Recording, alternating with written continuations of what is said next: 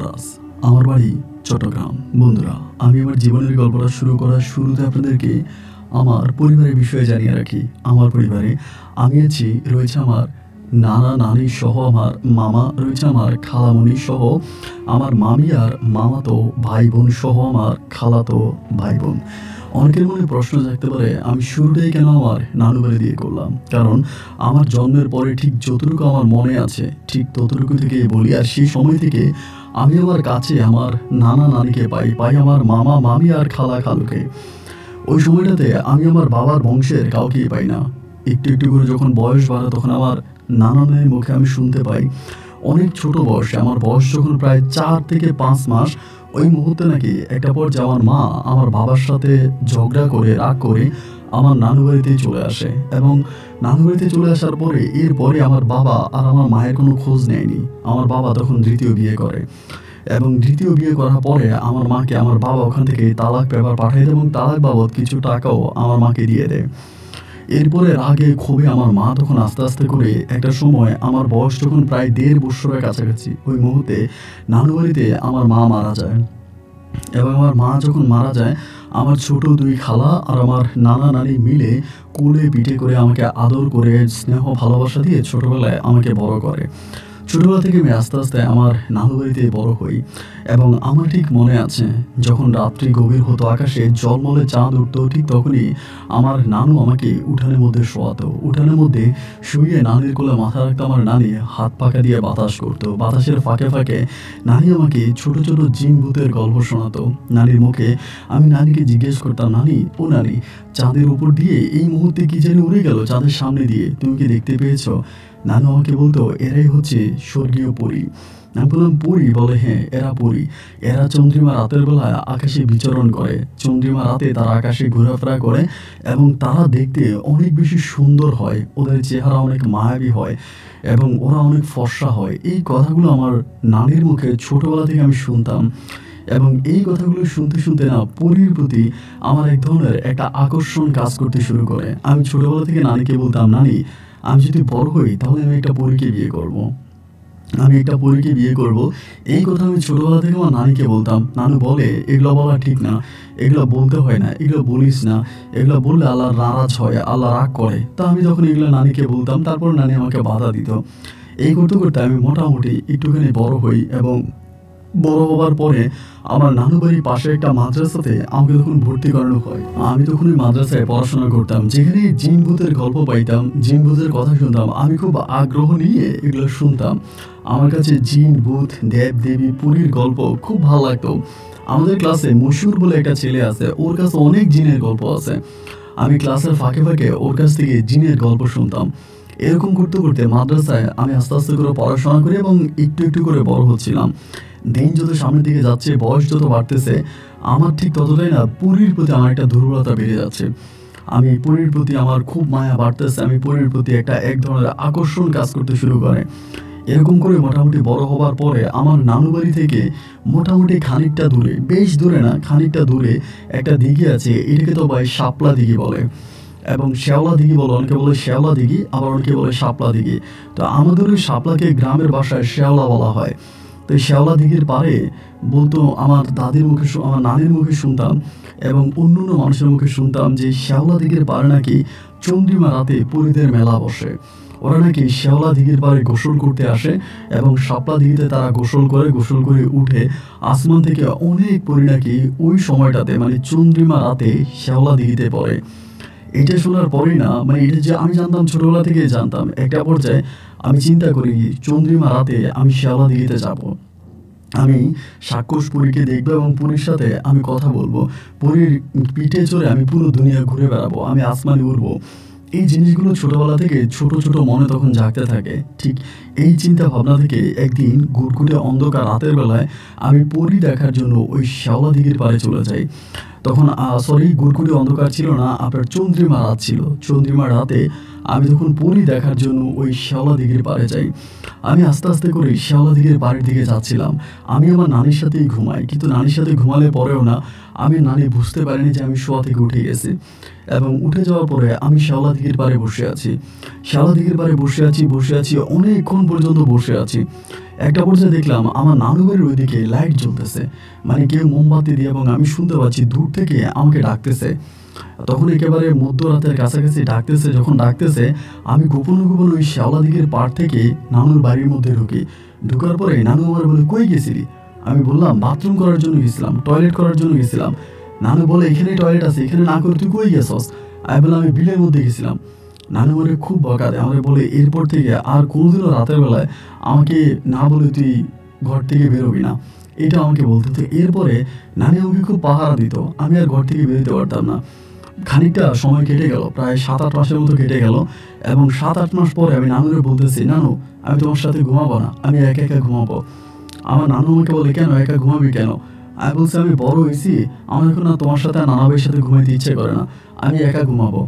এই কথা বলে পরে আমার খালাও বলতেছে আমার নানুরে যে, যুবরাজ তো বড় হয়েছে, ও তাহলে একা একা ঘুমাক। এরপরে আমার নানু আমাকে করলো কি, পাশের একটা রুম আমাকে দিয়ে দিল। আমি তখন পাশের রুমে ঘুমাইতে শুরু করি। আমার আলাদা ঘুমানোর একটাই চিন্তা, সেটা হচ্ছে আমি আলাদা ঘুমালে পরে আমি শেওলা দিঘির পাড়ে যেতে পারবো, এবং রাতের বেলায় শেওলা দিঘির পাড়ে গিয়ে আমি পরিদের সাক্ষাৎ দিব, পরিদের সাথে দেখা করব, তাদের সাথে কথা বলবো। যার জন্য আমি নানিকে বুঝিয়ে শুনিয়ে একা ঘুমানোর পরিকল্পনা করি। যেমন কথা তেমন কাজ, তেমনই পরিকল্পনা অনুযায়ী আমি 15-16 দিন পরে পরি দেখার জন্য আবারও কোনো এক চন্দ্রিমা রাতে আমি ঘর থেকে বেরিয়ে গেছি। চন্দ্রিমা রাতে ঘর থেকে বেরিয়ে আমি শেওলা দিঘির ঠিক যে পারে পরীরা এসে রাতের বেলায় বসে, পরীরা গল্প গুজব করে, এবং শেওলা দিঘিতে শেওলার পাড়ে পরীরা ঘুরে বেড়ায়, ঠিক ওই জায়গাটার মধ্যে আমি রাতের বেলায় চাঁদের আলোতে বসে আছি। 1 দিন 2 দিন 3 দিন করে এরকম সময়গুলো কাটতেছে, কিন্তু আমি আর ওই শেওলা দিঘির পাড়ে কোনো পরীকে দেখতে পাচ্ছি না। সবার মুখে শুনতাম এখানে চন্দ্রিমা রাতে পরীরা আসে, পরীরা গল্প গুজব করে, পরীরা এখানে আড্ডা বাজে, এবং বিশেষ করে পরীরা নাচে এখানে। এরকম অনেক কথাই মানুষের মুখে শুনেছিলাম, কিন্তু সত্যিকার অর্থে আমি রাতের পর রাত এই শেওলা দিঘির পাড়ে মানে কাটিয়ে দেই, কিন্তু কোনোদিনও আমি কোনো পরীর সন্ধান পাই না, এই পরী দেখি নাই। এভাবে একটা চন্দ্রিমা একটা রাত কেটে যায়, এবং এর পরের সিজন যখন আসে, চন্দ্রিমা রাতের সময় যখন আসে পরের বছর, আমি আবার ওখানে গিয়ে বসে থাকি। বাট আমি ওই দিনও কোনো পরীকে দেখতে পাই না। এমন করতে করতে আমার বন্ধু যে মশিউরের কথা বলছিলাম, ওর কাছে আমি বলি যে, দেখ এমন এমন ঘটনা, আমার অনেক পরী দেখতে ইচ্ছে করে। আমি শেওলা দিঘির পাড়ে গিয়ে বসে থাকি পরী দেখার জন্য, কিন্তু আমি কখনো পরীকে দেখতে পাই নাই। অনেকেই বলে ওখানে পরীরা আসে, বাট আমি কোনোদিন পরী দেখি নাই। আমার বন্ধু তখন আমাকে বলল, পরীদেরকে এভাবে দেখা যাবে না, পরীদেরকে দেখতে হলে একটা দোয়া পড়তে হবে। ওই দোয়াটা পড়ে যদি তুই এখানে বসে থাকিস, তাহলে তুই নিশ্চিত পরী দেখতে পাবি। আমি বললাম, তুই বলিস কি? বলে, হ্যাঁ, এই দোয়াটা পড়ে তুই ওখানে বসে থাকবি, তাহলে তুই পরী দেখবি। আমি তখন বললাম, আচ্ছা ঠিক আছে, তুই আমাকে দোয়াটা শিখিয়ে দে। ও আমাকে দোয়াটা বললো, আর আমি একটা কাগজের মধ্যে ওই দোয়াটা লিখে নিয়ে আসলাম, এবং লিখে আনার পরে ওই কাগজটা সহ আমি ওই দিঘির পাড়ে গেলাম। সেদিন আমি নিশ্চিতভাবে চিন্তা করতেছিলাম যে আমার আজকে পরীর সাথে সাক্ষাৎ হবেই হবে। আমি আজকে 2 নয়ন পরে পরী দেখবো, যে পরীর গল্প আমি সবার মুখে শুনেছিলাম, আজকে আমি সেই পরীকে 2 নয়ন ভরে দেখব। এই পরিকল্পনা করে আমি তখন ওই আপনার শেওলা দিঘির পাড়ে গিয়ে বসলাম। হাত থেকে কাগজটা বের করলাম, করে আমি দোয়াটা পড়তে শুরু করলাম। আমি জানি না আপনি বিশ্বাস করবেন কিনা, দোয়াটা যখন আমি পড়তেছি, একটা সময় আমি হঠাৎ করে উপরের দিকে তাকিয়ে দেখলাম যে প্রায় দলবদ্ধভাবে অনেকগুলো ফড়িংয়ের মতো, আপনারা যারা ফড়িং চিনেন যে আকাশে উড়ে, বা হচ্ছে আপনার এরকম আমরা ধরি, এখন অবশ্যই এগুলো দেখা যায় না, আগে অনেক বেশি দেখা যেত। এরকম ফড়িং টাইপের কিছু এরকম উড়ে এই শেওলা দিঘির উপরে উঠতেছে, এবং আমি তখন একটু ভয় পেয়ে যাই। ভয় পেয়ে আমি তখন একটা গাছের আড়ালে গিয়ে ওখানে বসে দাঁড়াই, এবং ওখানে বসে দাঁড়ালে পরে আমি দেখতে পাই এরা আসমান থেকে লাফ দিয়ে হচ্ছে আপনার শেওলা দিঘিতে পড়ে, আবার ওখান থেকে সে আবার উপরের দিকে ওঠে, আবার শেওলা দিঘিতে পড়ে, আবার উপরের দিকে ওঠে। কোনোটা আকার অনেক বড়, কোনোটা আকার অনেক ছোট, বা সাদা কাপড় পরিহিত। এদের ডানা আছে, ফড়িংয়ের যেরকম ডানা আছে এরকম ডানা আছে। ডানা দিয়ে এরা লাফ দিয়ে পড়ে, আবার উঠে, আবার পরে আবার উঠে। এরকমভাবে আমি সারাটা রাত ফজরের আজানের আগ পর্যন্ত এই দৃশ্যটা আমি ওখানে পাড়ে দাঁড়িয়ে দেখলাম। এবং দেখার পরে আমি তখন করলাম কি, সকালবেলা চলে আসছি। আমি তখন ঘুমাইতে মাদ্রাসায় গেছি, যে মশিউরে বললাম, মশিউর তুই তো আমার খুব ভালো বুদ্ধি দিলি বন্ধু, আমি তো এরকম এরকম দেখতে পাইছি। ও আমাকে বলে, খবরদার, ওদেরকে কিন্তু ডিস্টার্ব করা যাবে না, ওদেরকে বিরক্ত করা যাবে না, যদি ডিস্টার্ব করিস তাহলে তোকে মেরে ফেলবে, তোর ঘাড় মটকাই দিবে, খবরদার ওদেরকে বিরক্ত করবি না। আমি বললাম যে না, আমি তো কোনোদিনও বিরক্ত করব না, আর ওদেরকে বিরক্ত করার কোনো পরিকল্পনা আমার নাই। আমার শুধু ওনাদেরকে দেখার ইচ্ছা যে এরা আসলে দেখতে কেমন হয়, এবং এটাই আমার ইচ্ছা ছিল। আমার বন্ধু বলে, ওই দোয়াটা পড়ে তুই ওখানে দাঁড়ায় থাকলে সবসময় ওদেরকে দেখতে পাবি, কিন্তু এরা তোর কোনো ক্ষতি করবে না। এরকমভাবে ভয় পাইস না যে এরা তোর কোনো ক্ষতি করবে, এরা তোর কোনো ক্ষতি করবে না। তুই ওখানে দাঁড়িয়ে দাঁড়িয়ে যে কোনো সময় ওদেরকে দেখতে পাবি। আমার বন্ধু মশিউরের কথা মতো বাইক, এরপরে আমি মাঝে মাঝে গিয়ে, মাঝে মাঝে রাতের বেলায় গিয়ে ওই শ্যাওলা দিঘির পাড়ে দাঁড়িয়ে থাকতাম।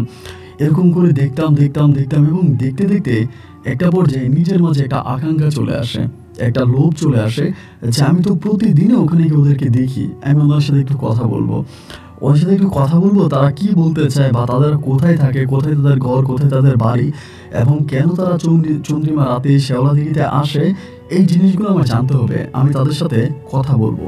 এতে আমি আবার ভয়ও পাচ্ছিলাম, ওই যে আমার বন্ধু বলে দিল কথা বলতে গেলে ওরা ঘাড় মটকাই দিবে এবং ঘাড় মটকাই মেরে ফেলবে, সো কথা বলা যাবে না। তো তাইও ভয়ও পাইতেছি যে কথা বলবো কিনা, বা কথা বলতে গেলে আমাকে আবার মেরে ফেলে কিনা, বা এরকম ভয় ভীতিও তখন নিজের মাঝে কাজ করে। এরপরও চিন্তা করলাম যে না, একদিন না একদিন ওনাদেরকে আমার দেখতেই হবে, এবং তাদের সাথে আমি কথা বলবোই বলবো। এই করে আমি কি করলাম, একদিন ঠিকই রাতের বেলায় ওই চন্দ্রিমা রাতে, আমি তখন পরিকল্পনা অনুযায়ী আমি যখন দেখলাম যে এরা আসমান থেকে ডুব দিয়া মানে শ্যাওলা দিঘিতে পড়তেছে, আবার শ্যাওলা দিঘি থেকে উপরে উঠতেছে, আবার পরে আবার উঠে, ওইরকম একটা সময় আমি তখন ওনাদের শ্যাওলা দিঘির পাড়ে গেলাম, এবং শ্যাওলা দিঘির পাড়ে যাওয়ার পরে আমি ডাক দিলাম, চিৎকার করে ডাক দিলাম, যেখানে কে আছেন উঠে আসেন, আমি আপনাদের সাথে কথা বলবো।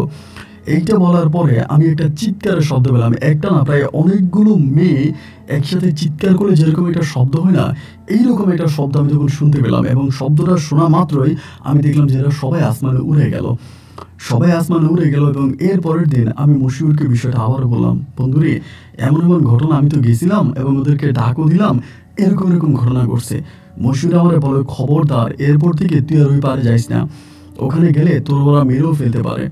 এরপর দিন থেকে আমি আর এরপরে রাতে আমি আর গেলাম না, কিন্তু ওই রাতে আমি স্বপ্নে দেখলাম, স্বপ্নটা ঠিক এরকম দেখলাম, সাদা কাপড় পরিহিত একটা লম্বা একটা মেয়ে আমার কাছে আসছে, এসে আমাকে বলে, তোমাকে সাবধান করে দিচ্ছি, আজকের পর থেকে কখনোই তুমি আর ওখানে যাবা না, ওখানে যদি তুমি যাও তাহলে তোমাকে মেরে ফেলবো, তোমাকে মেরে ফেলবো, এবং ওখান থেকে তোমাকে আস্ত ফিরে আসতে দিব না, এরকমভাবে আমাকে স্বপ্ন দেখায়। এবং স্বপ্ন দেখানোর পরেও না আমি কোনো রকম ভয় পাই নাই, আমার নিজের মাঝে কোনো ভয়ভীতি কাজ করে না। আমার কথা হচ্ছে, মরে গেলে মরে যাব, কিন্তু তারপরেও আমি এই পরীদেরকে সরাসরি দেখবো এবং ওদের সাথে আমি কথা বলবো। আমাকে ওই স্বপ্নে এসে নিষেধ করার পরেও আমি এর পরেও আবার ওইখানে গেছি, আমি আবার ওইখানে গেছি, এবং আবার ওখানে যাওয়ার পরে এর পরের দিন আমি যখন গেলাম, সেদিন আমি কোনো কিছু দেখতে পেলাম না, সেদিন কোনো কিছু দেখলাম না। এবং ওই রাত কেটে গেল, তার পরের রাতে আমি আবারও গেলাম, চন্দ্রিমা রাতের বেলায় আবারও গেলাম, আমি ওদের সাথে দেখা করব। একটা বিশাল বটগাছ আছে, বটগাছের পিছনে আমি দাঁড়াই আছি এবং অপেক্ষা করতেছি কখন তারা আসমান থেকে নামবে এবং নেমে ওখানে গোসল করার জন্য নামবে। অনেকক্ষণ দাঁড়িয়েছিলাম, আমি কাউকে দেখতে পাচ্ছি না। হঠাৎ করে পিছনের দিকে গাড়টা ফিরিয়ে দেখি ভয়ঙ্কর আকৃতির একটা সাপ, এবং এইরকম সাপ আমি আমার বাপের জন্মে আর দেখি নাই। এবং মুহূর্তের মধ্যে আমাকে একটা সবল মেরে দিল আমার কপালে, এবং কপালে সবল মারা মাত্রই আমি আর কোনো কিছু মনে নাই, আর কোনো কিছু মনে নাই। এবং কখন আমার জ্ঞান ফিরে আসছে আমি এটাও বলতে পারবো না। একটা সময় আমার জ্ঞান ফিরে আসে, আসার পর আমি দেখি আমি একটা বাগানের মধ্যে শুয়ে আছি, অনেক ফুলের বাগান, বাট এটা কি ফুল আমি এই ফুলটা চিনি না, বাট একটা ফুলের বাগানে শুয়ে আছি।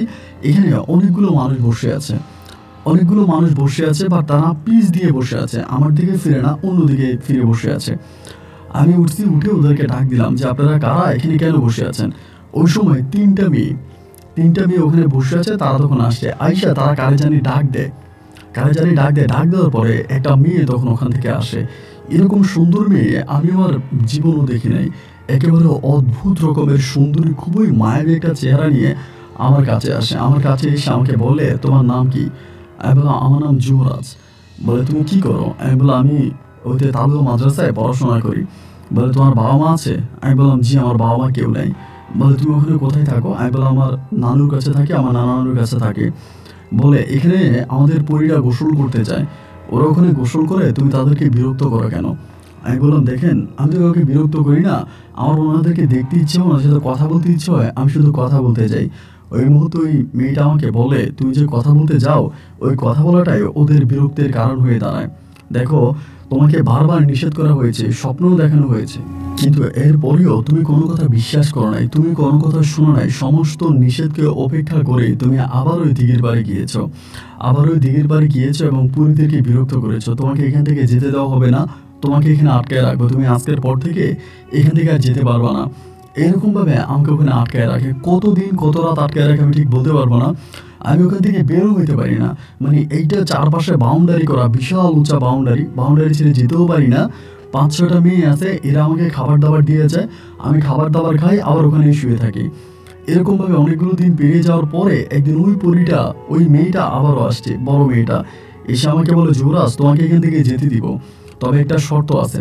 আমি বললাম, শর্ত? বলে, হ্যাঁ, শর্ত হচ্ছে তুমি আজকের মানে ওখানে যাওয়ার পরে কোনোদিন তুমি দিঘির পাড়ে যাবা না। দিঘির পাড়ে যাবা না তো যাবাই না, এরপরে তোমার সাথে এখানে কি হয়েছে, তোমাকে আমরা কোথায় নিয়ে এসেছি, যে তোমার সাথে যে ঘটে যাওয়া এই ঘটনাগুলো কারোর সাথে শেয়ার করা যাবে না, কাউকে বলা যাবে না। যদি তুমি এই শর্তে রাজি থাকো, তাহলেই একমাত্র আমি তোমাকে যেতে দিতে পারি। আমি তখন পরীটাকে বললাম যে, দেখেন, আমি এই ঘটনা কাউকেই বলবো না, কোনোদিন কারোর সাথে এই ঘটনা আমি শেয়ার করবো না, কিন্তু আমি আমার নানা নানুর কাছে যেতে চাই। তখন আরেকটা পরী আমাকে বলে যে, শুধুমাত্র তুমি এতিম এবং তোমার নানুর কান্না আমাদের খারাপ লাগছে, তোমার নানুর কান্না আমরা সহ্য করতে পারছি না, যার জন্য আমরা তোমাকে দিয়ে আসছি। কিন্তু খবরদার, আর কোনোদিনও ওই শেওলা দিঘির পাড়ে যাওয়া বা রাতের বেলায় শেওলা দিঘির পাড়ে গিয়ে এই দোয়া পড়ে পরীদেরকে দেখা বা পরীদেরকে বিরক্ত করা, এগুলো থেকে দূরে থাকবা। আমি বললাম, জি আমি থাকবো। বলে, ঠিক আছে, তুমি ঘুমিয়ে যাও, তোমাকে সকালবেলা নিয়ে যাবো। এই বলে আমি তখন ঘুমিয়ে যাই এবং একটা সময় সূর্যের আলো এসে যখন আমার চোখের মধ্যে পড়ে, তখন আমার ঘুমটা ভাঙে। সূর্যের আলো যখন আমার চোখে পড়ে, আমার ঘুম ভাঙে। আমি দেখি কি, আমি দিঘির পাড়ে শুয়ে আছি। আমি দিঘির পাড়ে যে বটগাছের নিচে দাঁড়িয়ে দাঁড়িয়ে আমি পরীদের গোসল করা দেখতাম, ওই বটগাছের নিচে আমি শুয়ে আছি এবং আমার আশেপাশে আমি কাউকে দেখতে পাচ্ছি না, আশেপাশে কেউ নেই। একটা পর্যায়ে আমি মনে করলাম যে পরীরা মনে হয় আমাকে বটগাছের নিচে দিয়ে চলে গেছে। আমি ওখান থেকে তখন দৌড় দিছি, দৌড় দিয়ে বাড়িতে আসছি। বাড়িতে আসার পরে নানুকে বলে ডাক দিলাম, নানু বের হয়েছে, মামা বের হয়েছে, খালামণিরা বের হয়েছে, সবাই বের হয়ে আমাকে জড়িয়ে ধরে চিৎকার করে কান্না করতেছে। আমার বয়স তখন প্রায় 14 থেকে 15 বছরের কাছাকাছি হবে, ওরকম বয়সী আমি। সবাই তখন কান্নাকাটি করতেছে, তুই কোথায় গেছিলি, কোন জায়গায় গেছিলি। আমি আর কাউকে কোনো কিছু বলি না। আমি কোন জায়গায় গিয়েছি বা কোথায় গিয়েছি আমি ওদের বিষয়ে আর কারো কাছেই বলি না। এবং আমার যে বন্ধু আছে মাদ্রাসায়, যে আমি পড়াশোনা করি মশিউরের সাথে, আমি মশিউরকেও এই বিষয়টা বলি না। আমি এই বিষয়টা পরিপূর্ণভাবে হাইড করে রাখছি, মানে লুকিয়ে রাখছি, আমি এটা কারো কাছে বলবো না। এইটা আমার প্রচণ্ড ভয়ের একটা জায়গা, মানে আমি অনেক ভয় পাইছি। এবং এরপর থেকে আমি ভুলেও আর এই শেওলা দিঘির পাড়ে যাই না। শেওলা দিঘির পাড়ে যাই না, একেবারে যাওয়া বন্ধ করে দিই। কিন্তু এরপরও না, মনের ভিতর আস্তে আস্তে করে আবারও একই কথা উকিঝুঁকি মারতেছে, একই কথা হৃদয়ের মধ্যে আবারও জাগতেছে যে আমি শেওলা দিঘির পাড়ে আবারও যাব। আমি শেওলা দিঘির পাড়ে যাব, আমি পরীদের গোসল করা দেখবো, আমি পরীদের সাথে কথা বলবো। এরকম করে আমার ভিতরে আবারও এই জিনিসটা আবারও জাগতেছে এবং জাগার পরে প্রায় বৎসর খানিক পরে, 1 বৎসর পর্যন্ত কিন্তু আমি যাই নাই। 1 বৎসর পরে আবারও যখন চন্দ্রিমা রাত আসে, আমি তখন সন্ধ্যা রাতে প্রায় রাত 9টা-10টার দিকে আমি ওখানে যাইতাম। কিন্তু পরীরা আসতো আপনার 2টার দিকে।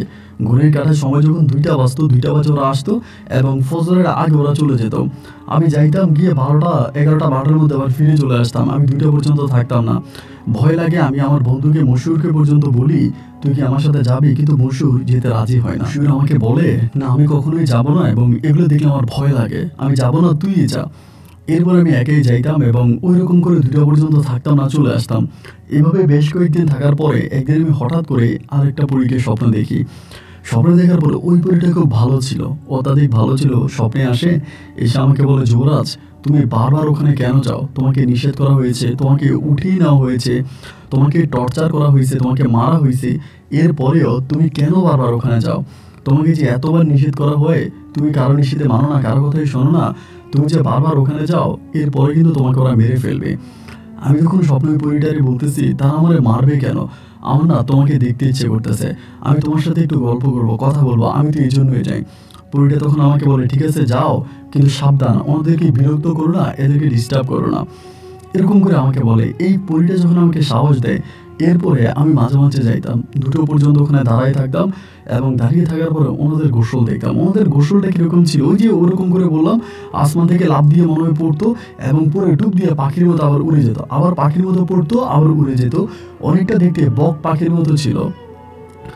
এরকম করে কয়েকদিন কাটার পরে আমি ওই পরীটাকে আবারও স্বপ্নে দেখি এবং দেখার পর আমি ওই পরীটাকে বলি যে আমি আপনাকে একটু দেখতে চাই, আমি আপনার সাথে একটু কথা বলতে চাই। এরকম করে বলার পরে ওই পরীটা মাঝে মাঝে আমার সাথে দেখা করতো এবং ওই দেখাটা যে শুধুমাত্র শ্যাওলা দিঘির পাড়ে করতো তা না, মানে আমি মাদ্রাসা থেকে ফিরতেছি অনেক সময় দেখতাম যে মাদ্রাসার মানে রাস্তার পাশে দাঁড়ায় আছে, আমি তখনও কথা বলতাম, আমি ওনাকে দেখলে চিনতাম, ওনার চেহারাটা আমার পরিচিত ছিল। এবং শ্যাওলা দিঘির পাড়ে আমি যখন ওখানে দাঁড়াই থাকতাম তখনও মাঝে মাঝে উনি এসে আমার পাশে দাঁড়াইতো এবং স্বপ্নে এসে আমার সাথে কথা বলতো। এবং একটা পর্যায়ে এই পরীটার সাথেই না আমার খুব ভালো লাগার একটা সম্পর্ক শুরু হয়ে যায়। পরীটা আমাকে অনেক সাপোর্ট করে, আমার সাথে অনেক কথা বলে, আমার সাথে তার দুঃখ সুখ শেয়ার করে, আমিও আমার অনেক কথা তার সাথে বলি। এরকম করতে করতে এই পরীটার সাথে আমার একটা বন্ধুত্বপূর্ণ সম্পর্ক হয় এবং এই সম্পর্কটা থেকে এই পরীটা মাঝে মাঝে আমার নানু বাড়িতে আসতো, আমার নানুর ঘরে আসতো, এসে আমার সাথে কথা বলতো, আমার সাথে দেখা করতো।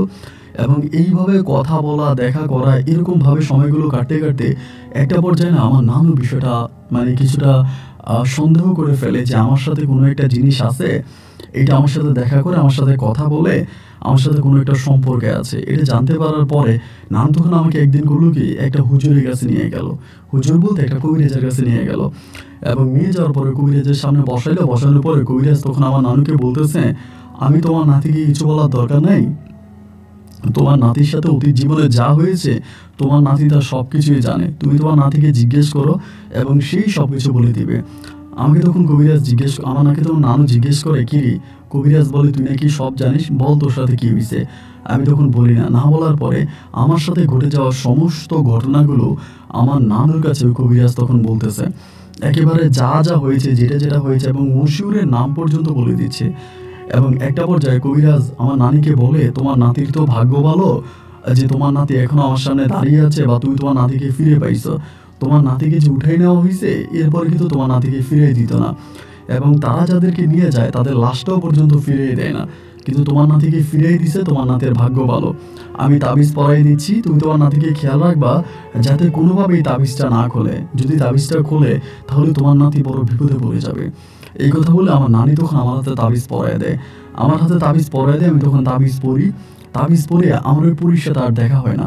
নানি আমাকে সবসময় পাহারা দেয়, ওই সময়তে নানি আর আমাকে মাদ্রাসায় যেতে দেয় না, আমাকে মাদ্রাসায় যেতে দেয় না এবং মাদ্রাসার কারোর সাথে আমাকে মিশতে দেয় না, কারোর সাথে কথা বলতে দেয় না, অলওয়েজ আমাকে চোখে চোখে রাখে, আমি কোথায় যাই কী করি সারাক্ষণ আমার উপরে একটা নজরদারি করতে থাকে। এমন করেই তখন সময়গুলো কাটতেছে, 1 দিন 2 দিন 3 দিন 4 দিন করে সময় কাটতে কাটতে একটা পর্যায়ে আমার ভিতরে আবারও সেই একই যন্ত্রণা, একই বিধাজন কাজ করতেছে যে না, আমি পরীর কাছে যাব, আমি পরীকে দেখব, আমি পরীর সাথে কথা বলবো, আবারও সেই বিভাজন নিজের মাঝে কাজ করতেছে। তখন থেকে আমি আবারও সিদ্ধান্ত নিলাম, ধুরো যা আছে, যেটা আছে এবং যাই হবে না কেন আমি পরীর কাছে যাব, আমি পরীকে দেখব, আমি পরীর সাথে প্রেম করব, এই কথা পরিকল্পনা করি। আমি চিন্তা করছি ঘরে থাকলে তো আমি এই তাবিজ খুলে মানে তাবিজ না খোলা পর্যন্ত নানু আমাকে ঘরে মানে তাবিজ খুলে ফেলে নানু আমাকে আস্ত রাখবে না, আমাকে মারবে। এই বলে একদিন আমি করলাম কি, ঘর থেকে বেরিয়ে গেছি, ঘর থেকে বেরিয়ে গেছি এবং ঘর থেকে বেরিয়ে যাওয়ার পরে নানুর বাড়ি থেকে আমি পালায়া যাই। আমার বয়স তখন প্রায় কত 17-18 কাছাকাছি হবে। ওই বয়সে আমি নানুর বাড়ি থেকে রাতের বেলায় পালিয়ে গিয়ে পরে সর্বপ্রথম আমার হাতের ওই তাবিজটা খুলে ফেলি, হাতের তাবিজটা খুলে ফেলি এবং হাতের তাবিজটা খুলে ফেলার পরেও না ওই পরীটা আর আমার কাছে আসে না। যাকে আমি স্বপ্নে দেখতাম, যাকে আমি সরাসরি দেখতাম, যে আমার সাথে গল্প গুজব করতো, কথা বলতো, আমার সাথে যার একটা আত্মার আত্মীয়র মতো সম্পর্ক ছিল, ওই পরীটা কিন্তু আর আমার কাছে আসে না, আমি পরীটাকে আর দেখি না। এরকম করে আমি চিন্তা করছি আমিও নানু বাড়িতে যাবো না, নানু বাড়িতে ফিরে যাব না। সেখান থেকে আমি একটা মাজারে শরণাপন্ন হই, একটা মাজারে যাই এবং ওই মাজারে আমি তখন খাদেমের কাজ করি, মাজারে খাদেমের কাজ করি, খাদেমের কাজ করতেছি কিন্তু পরীটাকে আর দেখি না। সবসময় আমি এটাকে কল্পনা করি, চিন্তা করি, কিন্তু ওটা আর আমার কাছে আসে না। এরকম করতে করতে ওই মাজারে কাজ করতে করতে আমি মাজারে যে অন্য ছেলে মেয়েরা আছে বা অন্য মানুষরা আছে তাদের সাথে আমি বিষয়গুলো শেয়ার করতাম, অনেকের সাথে কথার স্থলে বলতাম আমার সাথে এইটা হয়েছে ওইটা হয়েছে। অনেকের মনে তখন এই শ্যাওলা দিঘি নিয়ে বিভিন্ন ধরনের পরিকল্পনা জাগতো এবং অনেকেই বলতো তারা শ্যাওলা দিঘি দেখতে যাবে, মানে শ্যাওলা দিঘি নিয়ে আমি এত কথাবার্তা বলি, শ্যাওলা দিঘি না দেখতে কত সুন্দর, ওরা দেখতে যাবে। এরকম করে অনেক দিন অনেক ধরনের কথাই শ্যাওলাদিকে নিয়ে আমি বলি। এমন করে সময়গুলো কাটতে কাটতে একটা পর্যায়ে দেখা গেল কি যে ওখানেরই একটা কলকাতার মহিলার সাথে আমার পরিচয় হয়। মহিলা বাড়ি ছিল ক্যালকাটা, উনি কলকাতায় থাকতো এবং ওখানে রাজস্থান বলে একটা জায়গা আছে, ওইখানকার একজন মহিলা। ওই মহিলার সাথে আমার তখন পরিচয় হয় এবং পরিচয় হওয়ার পরে মহিলা আমাকে বলে তাদের কলকাতায় নাকি একজন হিন্দু মন্দিরে আছে, একটা হিন্দু মন্দিরে একজন তান্ত্রিক আছে এবং ওই তান্ত্রিক খুবই ক্ষমতাধর। ওই তান্ত্রিককে খুবই ক্ষমতাধর। আমি যদি ওই তান্ত্রিকের কাছে যেতে পারি এবং ওই তান্ত্রিকের সাথে যদি আমি কাজ করি, তাহলে আমি একটা সময় যে কোনো পরীকে বসে আনতে পারবো। যে পরীটা আমার কাছ থেকে চলে গেছে আমি সেই পরীটাকে আবার ফিরে আনতে পারবো এবং পরীদের আমি নজরদারি করতে পারবো। এই কথা ওই মহিলাটা আমাকে বলে। বলার পরে আমি তখন মহিলাকে বললাম, তাহলে আপনি আমাকে কলকাতায় নিয়ে চলেন, আপনাদের এলাকাতে আমি মন্দিরে ওই তান্ত্রিকের সাথে কথাবার্তা বলবো এবং কথাবার্তা বলে আমি পরীকে বসে আনবো। মহিলা আমাকে বলতেছে, আমি তো আর এইভাবে তোমাকে নিতে পারবো না, তোমার যদি যেতে হয় তাহলে তোমার পাসপোর্ট লাগবে, ভিসা লাগবে। এবার পাসপোর্ট ভিসার জন্য কথা বলতেছি, কিন্তু পাসপোর্ট আর ভিসা তো সহজ কথা নয়।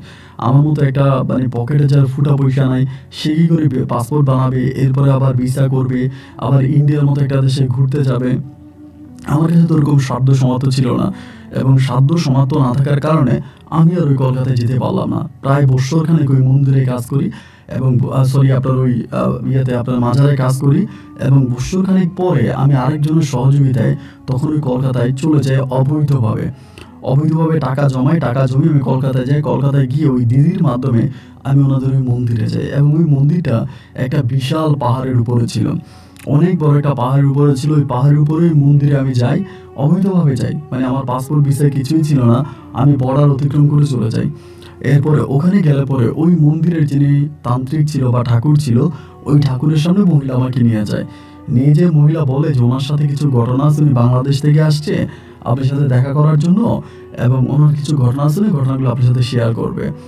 এইটা বললে পরে আমি তখন ওখানে বসে ওই ঠাকুরের কাছে আমার ভিতরের সব কথাগুলো আমি খুলে বলি যে আমার সাথে এটা ঘটেছে এবং আমি এটা চোখে দেখেছি বা সব কিছু আমি ওনাকে বলি।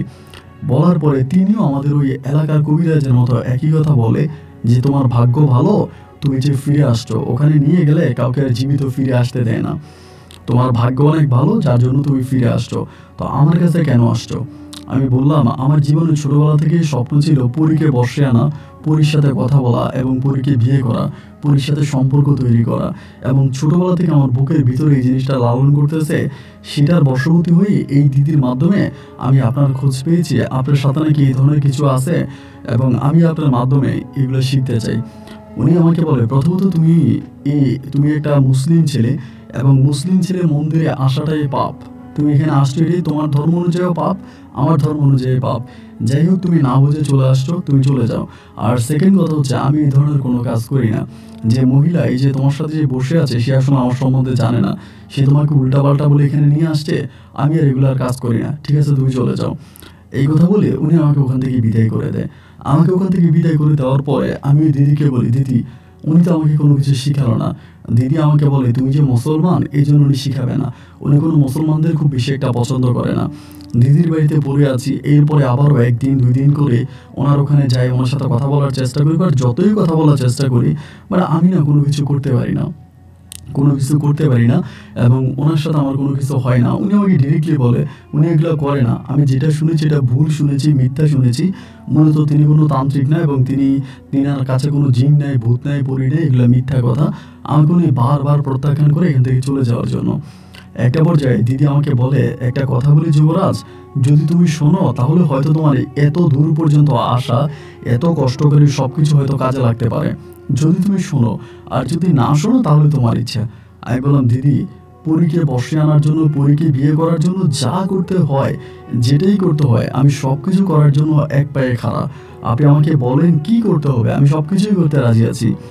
দিদি তখন আমাকে বললো, তাহলে তুমি একটা কাজ করো যুবরাজ, তুমি হিন্দু হয়ে যাও। আমি বললাম, দিদি এটা আপনি কি বলেন, একটা মুসলিম ছেলে কি হিন্দু হতে পারে?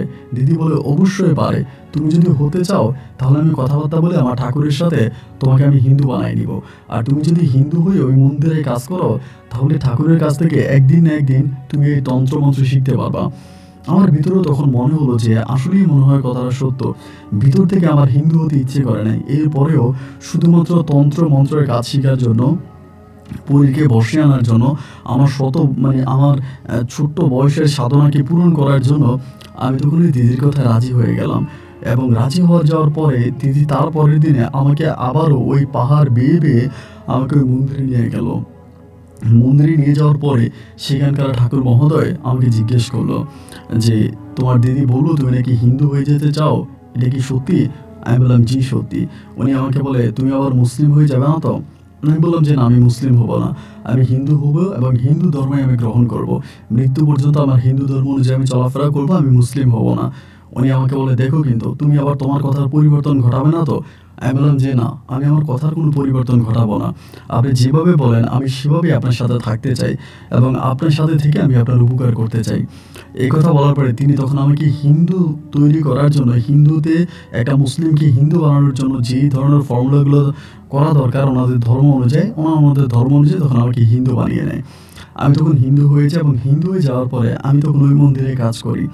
ওই মন্দিরে কাজ করে ওনাদের কীর্তন শিখি বা ওনাদের ধর্মীয় যেই গুণগানগুলো আছে এগুলো আমি শেখার চেষ্টা করি এবং ওই ঠাকুর মহোদয়ের সাথে আমি 24টা ঘন্টা লেগে থাকি। রাতের বেলায় ঠাকুর মহোদয়ের হাত টিপে দিই, পা টিপে দিই এবং ঠাকুর মহোদয়ের সাথে অনেক কথাবার্তা বলি, গল্প করি, গুজব করি এবং ওই সব কিছুর ফাঁকে ফাঁকে আমি শুধু পুরী সম্বন্ধে জানতে চাই, জিন সম্বন্ধে জানতে চাই, জিনের বাসস্থান, জিনের খাওয়া দাওয়া, জিনের জীবনযাত্রা, এইসব সম্বন্ধে আমি জানতে চাই।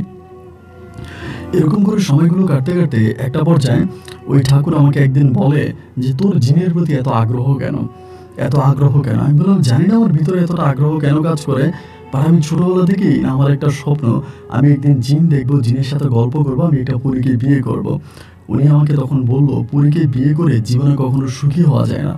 একটা মানুষ কখনো কোনো পরীকে বিয়ে করে, কোনো জিনের সাথে সম্পর্ক করে সে কখনো ভালো থাকতে পারে না। এই জিনিসগুলো মানুষের জীবনের ক্ষতি করে, উপকার করে না। আমি তখন বললাম, দাদা যাই হোক, যেটাই হোক, আমি আমার স্বপ্নটা পূরণ করতে চাই। উনি তখন আমাকে বলে, যুবরাজ তোমাকে আমি অনেক পছন্দ করি এবং সত্যিকার অর্থে তুমি সেই সুদূর বাংলাদেশ থেকে আমার কাছে আসছো শুধুমাত্র তন্ত্র মন্ত্রের কাজ শেখার জন্য।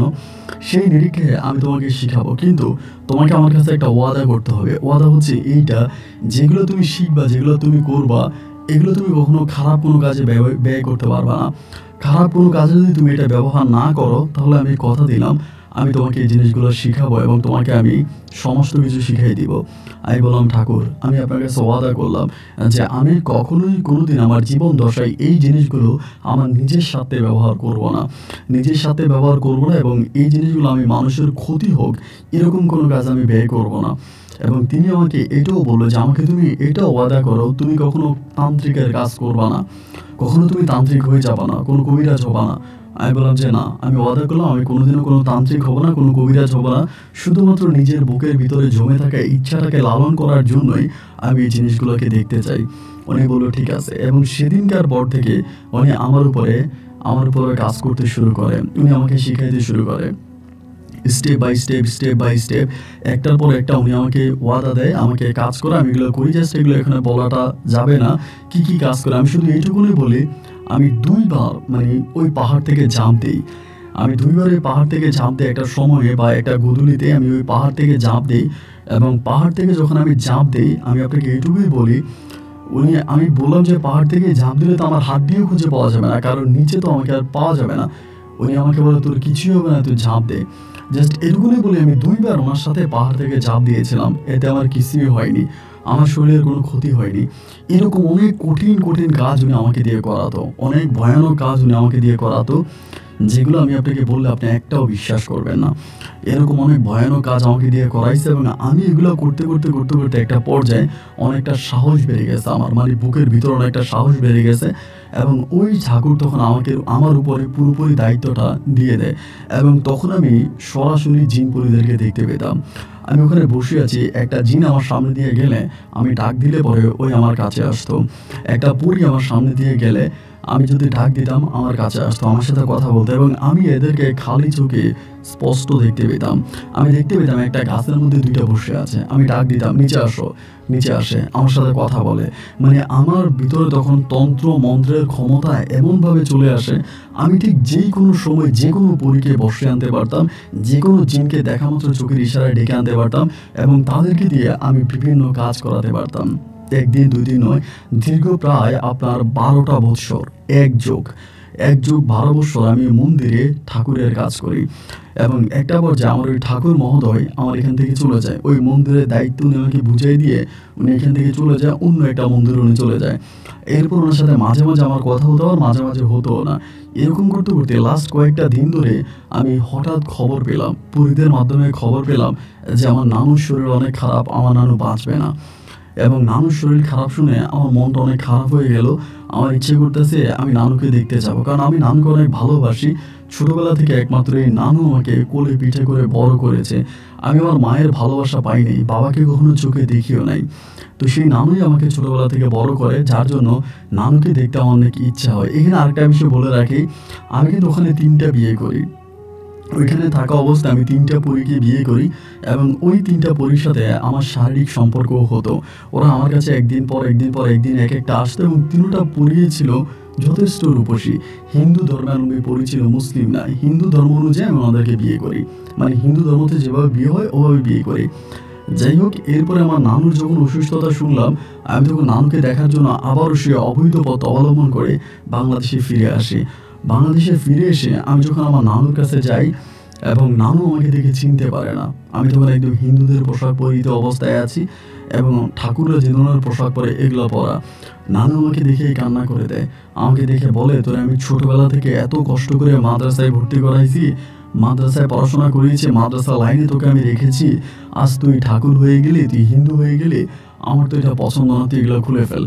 নানু আমাকে বলে, তুই যদি আমার কথা না শুনিস তাহলে আমি নিজের জীবন নিজে দিয়ে দিব, তুই এগুলা খোল, আমার নাতি, তুই মুসলিম থাকবি, তুই হিন্দু কেন হবি। একেবারে নানি তখন আমার উপরে জোর জবরদস্তি করে আমার এই পোশাকগুলো আমাকে খুলে ফেলে। আমি তখন নানিকে বললাম, নানি আজকে 16টা বছর আমি হিন্দু ধর্ম পালন করি, শুধু পালনই করি না, আমি ওনাদের ধর্মের অনেক বড় একজন তান্ত্রিক। আমি ওনাদের ধর্মের অনেক কাজ করে একটা মন্দিরের দায়িত্বে আমি ছিলাম। আমি শুধু তোমাকে দেখতে আসছি, তোমাকে একটা নজর দেখে আমি এখান থেকে চলে যাব। আমি বাংলাদেশে থাকতে আসি নাই। আমার নানি আমাকে বলে, তুই এখান থেকে যেতে পারবি না, তুই যদি এখান থেকে যাস তাহলে আমাকে মেরে এখান থেকে তোর যেতে হবে। এরপরে নানিরা আমাকে ঘর থেকে বেরোতে দেয় না, আমাকে ঘরের ভিতর আটকায় রাখে। আমি যতই নানির সাথে ভালো ব্যবহার করতে থাকি, ভালো কাজ করতে থাকি, কিন্তু নানি আর আমার আর কথা শোনে না। পরে আমি নানুকে বললাম যে, নানু তুমি আমাকে অন্তত 2 বছরের সময় দাও, আমি 2 বছর পরে আবারও চলে আসবো। কিন্তু নানি আর আমাকে 2 বছরের জন্য নয়, 2 মিনিটের জন্য আমাকে ওখান থেকে বেরোতে দিল না। এবং বেরোতে না দেওয়ার পরে এরপরে নানু আমাকে বললো কি, মুসলিম বানায় ফেলবে। আমাকে বললো, তুই আবার মুসলমান হয়ে যা। আমি বললাম, না নানু, আমি মুসলমান হব না। কিন্তু নানি আমাকে জোর জবরদস্তি করে আবারও মুসলিম বানিয়ে দিল, আমাকে আবারও কলমা পড়াইলো। কিন্তু এবার যখন নানু আমাকে কলমা পড়াইলো, আমাকে মুসলিম বানাইলো, আমার সাথে যেই 3টে হিন্দু পরী ছিল যাদেরকে আমি বিয়ে করেছিলাম, আমি মুসলমান হয়ে যাওয়ার পরে এরা আর আমার কাছে আসে না। আমি এদেরকে ডাকলেও এরা আসে না। এরা বলে এরা মরতে রাজি আছে, কিন্তু কোনো মুসলমানের সাথে থাকতে রাজি নেই। এরপর ওরা আমার কাছে আসা বন্ধ করে দেয়। ওরা যখন আমার কাছে আসা বন্ধ করে দেয়, আমার ভিতর তখন ওই যে পরীর সাথে শারীরিক সম্পর্কের একটা তৃপ্তি, ওইটা কিন্তু আমার ভিতর থেকে যায় নাই। এরপরে আমি দেখে শুনে একটা মুসলিম পরীকে বিয়ে করি। ওইটা কিন্তু আবার আমার নানু বা আমার নানুর আশেপাশে তারা কিন্তু কেউ জানতো না। প্রথমে একটা মুসলিম পরীকে বিয়ে করি। এই যে পরীটাকে আমি বিয়ে করি, এর মানে ছোট 2টা বোন আছে, ওই 2টাকে আমি বিয়ে করি এবং এরপরে ওর বান্ধবী আছে, এদেরকে বিয়ে করি। এগুলো আসলে অনেকের কাছে কাল্পনিক বা মানে আপনার অশুভ কথাবার্তা মনে হতে পারে, কিন্তু আমার সাথে ঘটেছে, তাই আমি আপনাকে আমার মতো করে বলে যাচ্ছি। এরকম করতে করতে একটা নয়, 2টা নয়, আমি 12টা পরীকে বিয়ে করি। 12টা পরীকে বিয়ে করি এবং একইভাবে দেখা যায় যে 12টা মাঝে মাঝে একসাথে আমার কাছে আসতো। আবার অনেক সময় দেখা যায় 2টা একসাথে অথবা একটা একসাথে এরকম রাতে রাতে আমার কাছে আসতো। আমার ভিতরে পরীর জন্য যে একটা আকাঙ্ক্ষা, ওই আকাঙ্ক্ষাটা তখন ফুলফিল হয়ে গেল এবং ওরা আমাকে খাবার খাওয়াইতো, আমার জন্য খাবার নিয়ে আসতো, আমাকে খাবার খাওয়াইতো। আমি যখন যেটা চাইতাম, টাকা পয়সা বলেন, অর্থ সম্পদ বলেন, কোনো কিছুর কোনো অভাব আমাকে দিত না। আমি যেটা চাইতাম সেটা আমাকে দিত। ওরকম করতে করতে দীর্ঘ প্রায় 9টা মাস ধরে আমার নানি অসুস্থ থাকে এবং অসুস্থ থাকা অবস্থায় নানি 9 মাসে হঠাৎ করে এসে আমাকে এক শর্ত দিয়ে, মানে একটা শর্ত দিয়ে বসে। শর্ত হচ্ছে এইটা যে, নানু আমাকে বলতেছে, আমি তো মরণপথের যাত্রী হয়ে গেলাম, আমি যে কোনো সময় মারা যেতে পারি, আমি আমি যে কোনো সময় মারা যাবো, আমি তো আর চিরকাল বেঁচে থাকবো না। কিন্তু মৃত্যুর আগে আমার একটা ইচ্ছা, তোর যতটুকু বয়স হয়েছে, তোর তো বয়স প্রায় শেষ, তুই তো বুড়ো হয়ে গেছিস, আমার একটা ইচ্ছা, আমি তোর বউ দেখে মরবো। আমি তখন নানিকে বললাম যে, নানি আমার বউ তো অনেকগুলো আছেই, তুমি কয়টা দেখবা। ওই সময় কিন্তু নানি মানুষের মুখে মুখে শুনে গেছে আমার ঘরে রাতের বেলায় মেয়েরা আসে, পরী আসে, আমি পরীদের সাথে সহবাস করি, পরীদের সাথে থাকি। এই জিনিসগুলো তো আমার নানু জেনে যায়, এবং জিনিসগুলো নানু জানার পরেই নানু তখন আস্তে আস্তে করে আমাকে বিয়ে করার জন্য প্রেশার দেয়। নানু মনে করে বিয়ে করে ফেললে আমি সমস্ত কিছু থেকে বের হতে পারবো, আমি কাজ কাম করবো, ভালোর পথে থাকবো, টাকা পয়সা ইনকাম করবো। এইটা আমার নানু তখন মনে করে, এবং মনে করে আমাকে বলে এখান থেকে ফিরে আসার জন্য, মানে এই জায়গা থেকে ফিরে চলে আসার জন্য, এটা না করার জন্য। তো আমি আমার নানুর কথা শুনি না। পরে নানু আমাকে বলে ঠিক আছে, তোর যেটা করার তুই কর, কিন্তু আমার ওয়াদা হচ্ছে তোর বিয়ে করা লাগবে, তুই বিয়ে করতে হবে। আমার আসলে বিয়ে করার কোনো ইচ্ছেই ছিল না। এরপরে নানু আমাকে সম্পূর্ণ জোর জবরদস্তি করে শাম্মী আক্তার নামের এক মুসলিম মেয়েকে আমাকে তখন বিয়ে করায়। তো আমি একটা সত্যি কথা বলে রাখি, আমি ওই মেয়েটাকে বিয়ে করার আগে আমি এটার কাছে সত্যি কথা বলি যে আমি অলরেডি 15টা বিয়ে করেছি। আমার 15টা বউ আছে, কিন্তু তারা মানুষ নয়, তারা পরি। 15টার মাঝে 3টা চলে গেছে, 3টা চলে গেছে, বাকি 12টা আমার সাথে আছে। এগুলো আমার কাছে রাতের বেলায় আসে, আমার সাথে রাতের বেলায় থাকে। আপনাকে এগুলো মানতে হবে। আপনি যদি এগুলো মানেন তাহলে আপনি আমাকে বিয়ে করতে পারেন, আর যদি না মানেন আপনি আমাকে বিয়ে করেন না। আমি বিয়ের আগে ওই শাম্মী আক্তারকে এই ধরনের শর্ত দিয়ে দিই। আমার শর্ত দেওয়াতে শাম্মী আক্তার আমার শর্ত অ্যাকসেপ্ট করে, উনি গ্রহণ করে, এবং গ্রহণ করে বলে ঠিক আছে আমার কোনো সমস্যা নাই, কিন্তু এরা তো মানুষ না। যেহেতু এরা মানুষ না, সেহেতু এরা যদি আপনার কাছে আসে, আপনার সাথে থাকে, তাহলে আমার এতে কোনো আপত্তি নেই, আমি আপনাকে বিয়ে করব। আমি জানি না এরকম কঠিন শর্তকে উপেক্ষা করেও ওই শাম্মী আক্তার ওই দিন কেন আমাকে বিয়ে করতে রাজি হয়। এরপরে নানুর মতে ওই মেয়েটা আমাকে বিয়ে করে, এবং বিয়ে করার পরে আমার বিয়ে হওয়ার ঠিক 1.5 মাসের মাথায়, 1 মাস 20 দিনের মাথায় আমার নানু উনি মারা যায়। আমার নানু মারা যাওয়াতে আমি খুবই কষ্ট পাই, অনেক কান্না করি, এবং আমার নানুর জানাজায় অনেক জিনেরা আসে। অনেক জিন যাদের সাথে আমার বন্ধুত্ব ছিল, আমার সাথে সম্পর্ক ছিল, এরা অনেকেই আসে, এবং তারা আমার নানুর জানাজায় নামাজ পড়ে, আমার সাথে দাঁড়িয়ে তারা নামাজ পড়ে। তো এরকম করে ওরা মাঝে মাঝে আসতো, ওদের সাথে গল্প করতাম। এই করতে করতে ওই যে শাম্মী আক্তার আমার বউ, সে মাঝে মাঝে পরীদেরকে দেখতে চাইতো, আমাকে বলতো তোমার মানে 3য় নাম্বার বউটাকে দেখতে চাই, আমাকে একটু দেখাও। আমি তখন ওর আয়না দেখাইতাম, ওই সালাম দিত, আমার বউ সালাম দিত, দুজনে কথোপকথন করতো। এরকম করে মাঝে মাঝে আমার যে পরী বউগুলোকে ছিল, ওই বউগুলোকে আমি শাম্মী আক্তারকে দেখাইতাম। শাম্মী আক্তার দেখতো, তাদের সাথে কথা বলতো, তাদের সাথে গল্প করতো, তাদের সাথে আলাপ আলোচনা করতো। এই জিনিসগুলো 1 দিন 2 দিন 3 দিন করে দেখাতে দেখাতে একটা পর্যায়ে শাম্মী আক্তার আমাকে বলতেছে, আচ্ছা তোমার একটা কথা বলি, তুমি তো আমার স্বামী, এই যে পরীরা তোমার টাকা দেয়, পরীদের কাছ থেকে তুমি টাকা পয়সা নিচ্ছ, এগুলো নিয়ে চলতেছো, আমার কাছে এই জিনিসটা ভালো লাগে না। আমার স্বামী কেন অন্য কারো উপরে এইভাবে ডিপেন্ড থাকবে, তুমি কিছু একটা করার জন্য চেষ্টা করো। আমি তখন বললাম যে আমি কি করব। ও আমাকে বলে যেহেতু 12টা পরী তোমার সাথে আছে, এবং 12টা পরী তোমার ঘরের খাবার দাবার থেকে শুরু করে সব কিছুই তোমাকে দিয়ে যাচ্ছে, তুমি এই পরীগুলোকে দিয়ে কবিরাজের কাজ করো। এই কথা আমাকে শাম্মী আক্তার বলতেছে, আমার ওয়াইফ। ওই সময় তো প্রেগনেন্ট, আমার বউয়ের গর্ভেও কিন্তু বাচ্চা আসছে।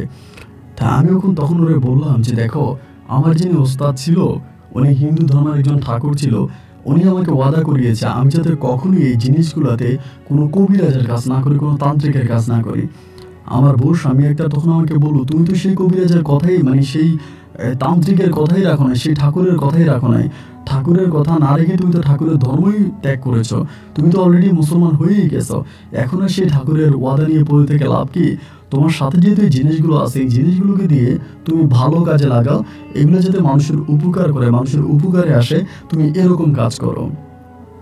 আমি তখন বললাম যে দেখো, আসলে এগুলো করার ইচ্ছা তো আমার নাই, আমি এগুলো করতে চাই না। তারপর আমার বউ আমাকে প্রেশার দেয়।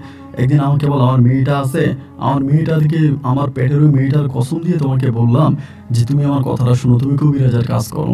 কারণ আমার সাথে যে অনেকগুলো পরী আছে, অনেকগুলো পরী আমার কাছে আসে যায়, এইটা আমাদের অত্র এলাকার প্রায় সবাই জানে, প্রতিটা মানুষ জানে আমি কোনো কবিরাজ না। এরপরেও মাঝে মাঝে মানুষ আমার বাড়িতে আসতো, আমার কাছ থেকে পানি পড়া নেওয়ার জন্য, এটা নেওয়ার জন্য, ওইটা নেওয়ার জন্য মানুষ আমার বাড়িতে আসতো। কিন্তু এটা আমার পছন্দনীয় ছিল না, মানে আমি এটা করতে চাইতাম না, একেবারে আমি এটার বিপক্ষে ছিলাম। এরপরও যখন বারবার বারবার মানুষটা আমার কাছে আসতো, আমাকে বিরক্ত করতো, একটা পর্যায়ে আমার বউ আমাকে বলতেছে, আমাকে বারবার প্রেশার দিতেছে, একটা সময় বাধ্য করতেছে যে এই কাজটা করার জন্য। দেন তারপর আমি রাজি হলাম, শেষের দিকে রাজি হলাম যে আচ্ছা ঠিক আছে, তুমি যদি এরকম করে বলতেছো তাহলে ঠিক আছে, আমি করব। এরপর আমি রাজি হলাম, এবং রাজি হওয়ার পরে আমি এই কবিরাজের কাজ শুরু করি। প্রথম দিকে আমি খারাপ কোনো কাজে এটা ব্যয় করি না, খারাপ কোনো কাজে এটা লাগাই না, একদম সম্পূর্ণ ভালো কাজে। ধরেন কোনো মেয়ের জিনে ধরছে, আমি আমার পরিগুলোতে দ্বারা এই জিনটাকে ভালো করি। বা কোনো একটা মহিলা মারাত্মকভাবে অসুস্থ, ওনার চিকিৎসা করার মতো টাকা নাই, আমি এটা করি কি আমার পরির কাছ থেকে ওষুধ নিয়ে ওষুধ খাওয়াই একে ভালো করি। অনেকেই দেখা যায় পেটে সন্তান হয় না, বান্দার তার সন্তান আসে না, আমি আমার পরির মাধ্যমে ওষুধ খাইয়ে গাছের ছাল বাকল পাতা রস এগুলো খাইয়ে আমি সন্তান হওয়ার ব্যবস্থা করি।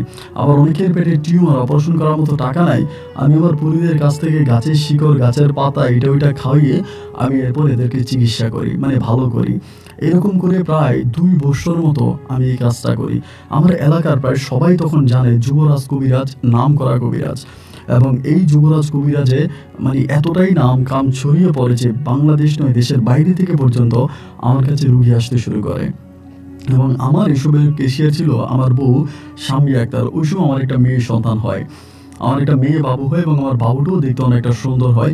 আমার বাবুটার বয়স যখন প্রায় 3 বছরের কাছাকাছি, ওই সময়টাতে আমার বউ তখন আমাকে প্রেশার দেয় কয়েকটা আপনার যেটা বলে ইয়ের কাজ করার জন্য, যেগুলা বলে যে আপনার মানুষ মেরে ফেলার জন্য, বান মারার জন্য। এবং এক কথায় বলতে গেলে সোজা বাংলায় যেটাকে কুফুরি বলে, কুফুরি করতে আমাকে বলে। তো আমি বললাম যে আমি তো এগুলো করবো না, আমার এটা করার ইচ্ছা নাই, আমি কোনো মানুষকে ডিরেক্টলি মেরে ফেলবো, আমি এটা করতে চাই না। তা আমার বউ আমাকে জোর করে যে না এগুলো করো। তা আমি তখন এগুলো করতে থাকি। এগুলো করলে বেশি টাকা পাওয়া যায়। ধরেন ভাই ভাই দ্বন্দ্ব আছে, এক ভাই আমার কাছে আসছে অন্য ভাইকে মেরে ফেলবে, আমি তখন বান মাইরা মেরে ফেলি। এরপরে আবার মা আসে আরেকজনকে নিয়ে, এরকমভাবে বান মারার কাজগুলো যখন আমি করতে থাকি, যেটাকে বলে যে কালো জাদু আর কি, কালো জাদু যখন আমি করতে থাকি তখন দেখা যায় যে আমি অনেক বেশি টাকা ইনকাম করি, অনেক বেশি টাকা ইনকাম করতে থাকি। এবং ইনকাম করতে করতে করতে করতে আমি সে সময় চট্টগ্রামে 3টা বাড়ি কিনি, আমার নিজের নামে 3টা বাড়ি কিনি এবং বিশাল অট্টালিকার মালিক আমি তখন হয়ে যাই। আমার কোনো কিছুর অভাব ছিল না। আমার বউগুলো পরিগুলো আমার কাছে আসতো রাতের বেলায়, আমার শরীর টিপে দিত, হাত পা টিপে দিত, আমি তাদের সাথে শারীরিক সম্পর্কে লিপ্ত থাকতাম। এবং তার পাশাপাশি আমি কবিরাজি করতাম, অগাধ টাকা পয়সা ইনকাম করতাম। এই করে তখন সময়গুলো কাটতে কাটতে কাটতে কাটতে আমার হঠাৎ করে জানি কি হয়, আমার ব্রেন লস করে। ব্রেন লস করে বলতে আমার ব্রেনে কাজ করে না।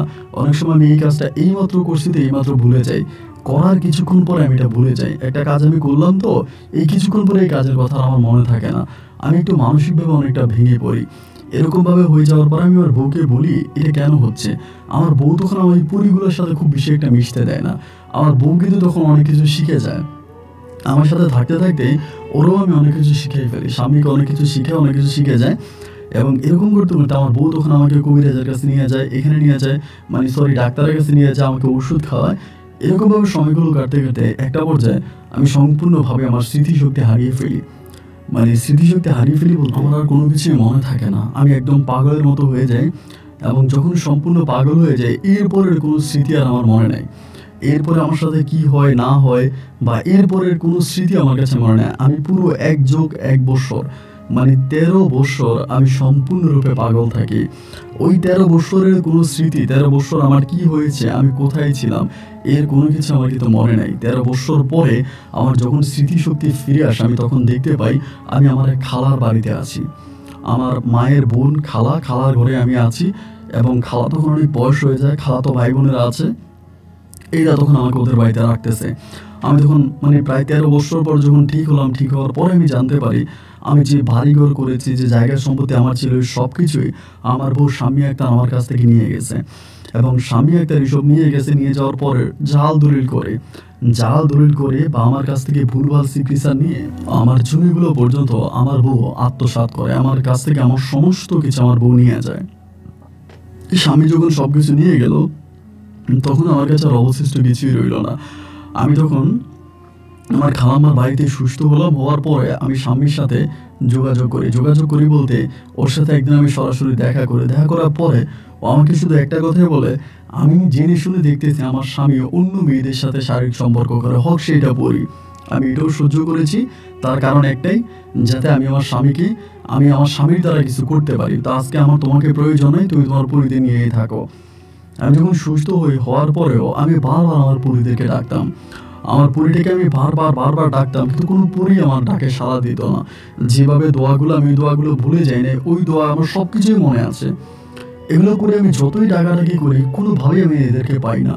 এরা যেরকম আমার ডাকলেই আমার কাছে চলে আসতো, আমার সাথে গল্প করতো, আমার সাথে কথা বলতো, আমি ওদেরকে চাওয়া মাত্রই পেয়ে যেতাম, বাট এখন আর পাই না।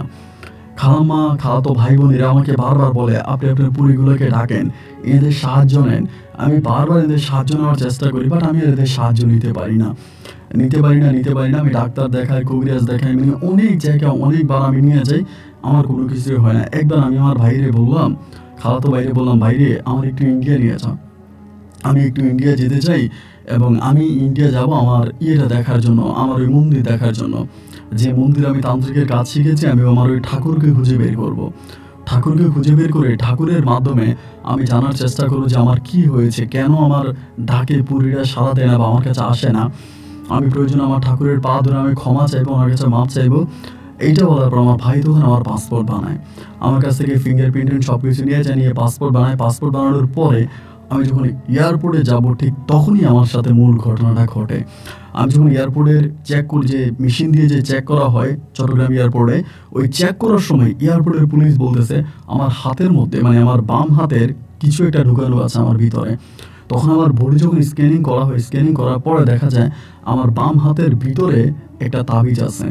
মানে তাবিজটা হচ্ছে আমার হাতটাকে কেটে ভিতরে তাবিজটা ঢুকানো হয়েছে, মানে আমার শরীরের ভিতরে। এইটা শোনার পরে আমি তখন আর ইন্ডিয়াতে যাই না। ইন্ডিয়াতে না যাওয়ার খালাতো ভাইকে বললাম যে তুই আমার হসপিটালে নিয়ে চল। হসপিটালে নেওয়ার পরে ডাক্তার তখন পরীক্ষা নিরীক্ষা করে দেখলো যে এটার ভিতরে আমার মাংস কেটে মাংসের ভিতরে একটা তাবিজ ঢুকিয়ে দেওয়া আছে, এবং অপারেশনের মাধ্যমে ওই তাবিজটা বের করলাম। তাবিজটা বের করার পর ওই তাবিজটা আমি পরে দেখলাম যে এইটা হচ্ছে আমার শরীর বন্ধের তাবিজ।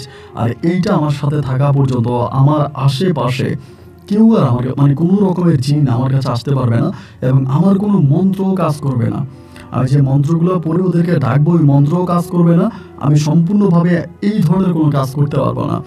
এবং যখনই তাবিজটা বের করে ফেলা হয়, তাবিজটা বের করে যখন আমার শরীরটাকে সেলাই করে দেওয়া হয়, ঠিক করে দেওয়া হয়, ওই মুহূর্তে আমি আমার পরিদেরকে যখন ডাকতেছি, এবার ওরা আমার ডাকে সাড়া দিচ্ছে। তবে সবগুলো না, তারই মাঝে 2টা শুধুমাত্র সাড়া দিচ্ছে, বাকিগুলো নাই, বাকিগুলোর কোনো সন্ধানও পাই না। এই প্রথমে 2টাকে আমি কাছে ডাকি, যে 2টাকে আমি সর্বপ্রথম বিয়ে করেছিলাম দেশে আসার পরে, আমার নানি থাকা অবস্থায়, আমার নানি জীবিত থাকা অবস্থায়। এটা আমার প্রথম 2 বউ আসার পর আমি বললাম যে আমার সাথে এই ঘটনা ঘটেছে, তোমরা আমাকে কেন সাহায্য করোনি? ওরা বললো প্রথমত ওরা সাহায্য করার চেষ্টা করছে, কিন্তু তারা করতে পারেনি। আমার শরীর বন্ধ করা ছিল, আমার শরীর বন্ধ থাকার কারণে ওরা বিভিন্নভাবে আমার কাছে আসার চেষ্টা করছে, বাট আসতে পারেনি। আমাকে কোনো সাহায্য তারা করতে পারেনি, একই কারণ, সেটা হচ্ছে আমার শরীর বন্ধ। এরপর আমি বাকি পরিদের সন্ধান জিজ্ঞেস করলাম, ওরা বলে যে বাকিরা নাই, বাকিরা চলে গেছে, ওরা আসবে না। এর মাঝে 2জন নাকি বন্দি করে ফেলেছে, কোন কবিরাজ 2জনকে বন্দি করছে, এবং বাকিরা আমার কাছে নাই। এই 2জনের থেকে একজনের অবস্থা খুবই আশঙ্কাজনক, মানে ওই আমার কাছে আসতে চায় না, মাঝে মাঝে আসে, মাঝে মাঝে আসে না। এরপরে আরেকটা যেটা আছে, একদম প্রথম যেটাকে বিয়ে করছি, এইটা অলওয়েজ আমার কাছে আসে, আমার সাথে কথা বলে, আমি তার সাথে কথাবার্তা বলি। বললাম যে আমি কি করবো এখন, আমার কি করা উচিত? ও আমাকে বলে যে আপাতত তোমার কোনো কিছুই করার প্রয়োজন নেই, তুমি যেভাবে আছো সেভাবেই থাকো। আমি বললাম আমার বউ যে আমার সাথে বেইমানি করলো, আমার জায়গায় সম্পত্তি, আমার টাকা পয়সা সব কিছু নিয়ে গেল, এটার কি কোনো বিচার হবে না? আমার পরিটা আমাকে বলে বিচার করতে গেলে উল্টা তোমার ক্ষতি হবে, তুমি নিজে আরো ক্ষতির সম্মুখীন হবা। তোমার কাছ থেকে যেটা নিয়ে গেছে এটা তুমি ফিরে পাবা না, আর যে নিয়ে গেছে এটা তুমি ফিরে পাওয়ার প্রয়োজন নেই, তুমি তোমার মতো করে থাকো। ওই আমাকে তখন বুঝায় যে তুমি সমস্ত কিছু থেকে ফিরে আসো, এই সমস্ত কিছু আর তোমার প্রয়োজন নাই। এরপরে খালার বাড়িতে আমাকে একটা ঘর বানিয়ে দেওয়া হয়, আমি ওই ঘরের মধ্যে থাকি। ওই ঘরের মধ্যে থাকি, পুরি আমাকে খাওয়ায়, আমাকে দেখাশোনা করে। এখনও মাঝে মাঝে আমার খালা দেখতে পায়, আমার খালাতো ভাই বোনেরা দেখতে পায় যে পুরিটা আমার সাথে আসে, আমার সাথে বসে, আমার সাথে কথাবার্তা বলে, আমার সাথে গল্প গুজব করে।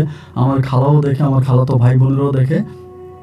তো এই সব কিছুই তারা দেখতে পায়, এবং অনেক সময় আমার খালাতো বোনের সাথে পরিটা কথা বলে, আমার খালাতো ভাইয়ের সাথে কথা বলে। বিশেষ করে আমার পরিবারের যে মানুষগুলো আছে সবার সাথেই পরিটা গল্প করে, কথাবার্তা বলে। তো এরপরে আমার খালাতো ভাই বোন অনেকে আমাকে বলছিল, ভাই আপনি কবিরাজের কাজ করেন, কিন্তু পরিটা আমাকে সম্পূর্ণ নিষেধ করেছে এই কাজটা করার জন্য। আমি এই জন্য কবিরাজের কাজ আর করি না। আমার খাওয়া দাওয়া থেকে শুরু করে থেকে সব কিছুই থেকে আমার বউ ওই ম্যানেজ করে, ওর মাধ্যমে আমি চলাফেরা করি এবং প্রতি রাতে আমার সেবা যত্ন করে। এখন পর্যন্ত প্রতিটা রাতে আমার হাত পা টিপে দেয়, আমার শরীর ম্যাসেজ করে দেয়। আমার বর্তমান বয়স প্রায় 60 বছরের কাছাকাছি, 60 থেকে 70 বছরের কাছাকাছি। আমি এখন একজন বৃদ্ধ মানুষ। এরপরেও একটা মানুষ, একটা বউ যেভাবে তার স্বামীর সেবা যত্ন করে, ঠিক একইভাবে আমার পরিটা এখন আমার সেবা যত্ন করে, আমার সাথে আছে। আমি আপনার কাছে অনুরোধ করে আমার জন্য দোয়া করবেন। আল্লাহ যাতে ওই পরিটাকে আমার কাছে রাখে এবং সে যাতে সারা জীবন মৃত্যু পর্যন্ত আমার সাথে থেকে আমার সেবা যত্ন করতে পারে। আমি আমার বউয়ের কোনো ক্ষতি করি নাই, আমার বউয়ের কাছে যাইও নাই। আমার বউ আমার কাছ থেকে যা কিছু নিয়ে গেছে সব কিছুর জন্য আমার বউকে আমি মাফ করে দিয়েছি।